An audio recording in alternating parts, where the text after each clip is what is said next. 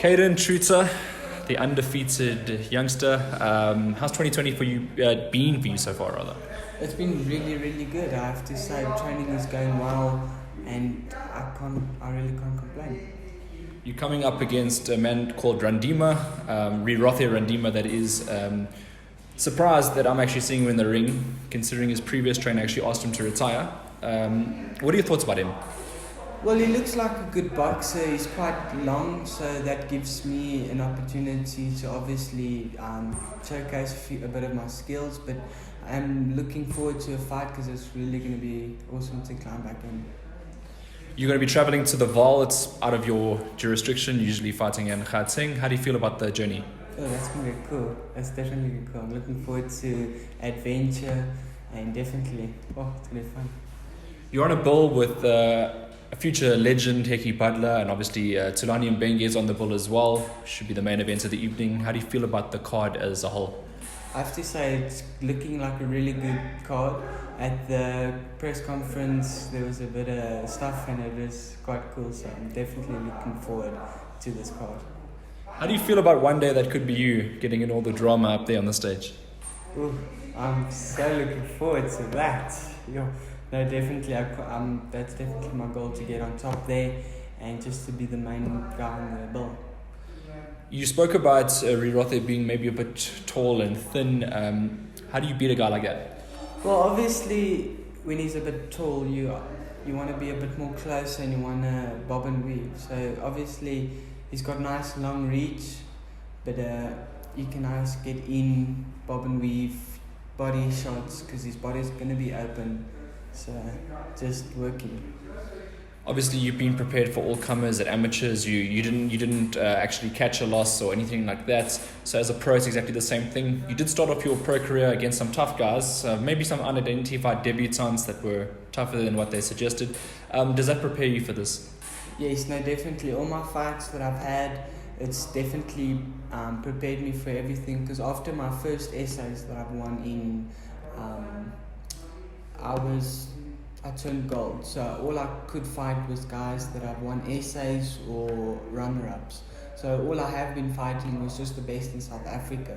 So it boosted all my fighting skills and fighting experience. So whatever comes in front of me, it might be tough or not, but you know what? I'm going to push through and I'm going to learn out of it. This is your matric year now, if I'm correct. Will you still be able to get lots of fights this year? I know matric year is a very stressful year academically. Would you want the same amount of fights that you sort of did last year? Would you want more or less? What is your thoughts? I would actually like more fights because, it's not nice training throughout the whole year and only having 2 or 3 fights. So I'd like more fights, to build up.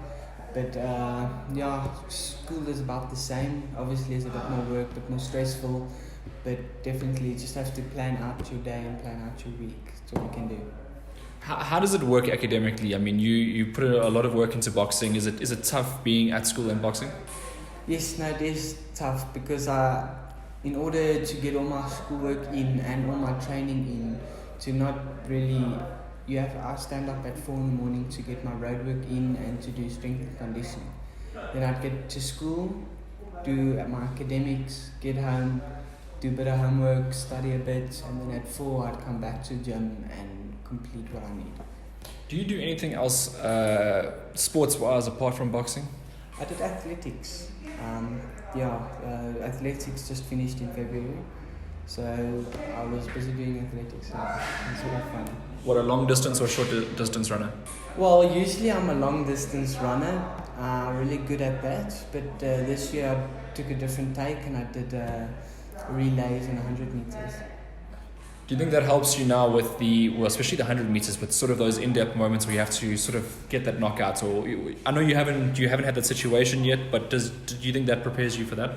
Yeah, I think it does. It gives you that explosiveness and that reacting time that you need in order to make a decision and to execute it. What do you make of the fact that I mentioned earlier about Alan Sawel? He had asked RIROTHE Randima to retire. He's now been brought back under Patrick Bonyembe. What are your thoughts on that? I don't really have much thoughts on that. Maybe they had a fight with the trainer and the boxer. I don't know, but I hope he's ready for the 28th because it's not going to be easy for him. What do you want to do in this fight? Is it a matter of boxing the distance? Is it a matter of getting the knockout? What do you want to do? Let's put it that way.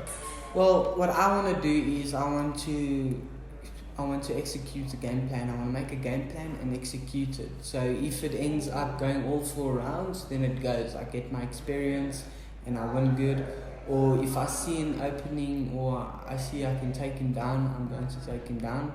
However the fight goes, I'm just going to do it. Well, what's your expectation of yourself? Well, I'll say either 3rd round knockout. 3rd round knockout. I can see that. Lastly, do you have a shout out for anybody? Just to my trainers and obviously to my sponsor Robex, really awesome company, and just to all the people that has helped me, and to Uncle Jeff and Rodney Berman. Thank you.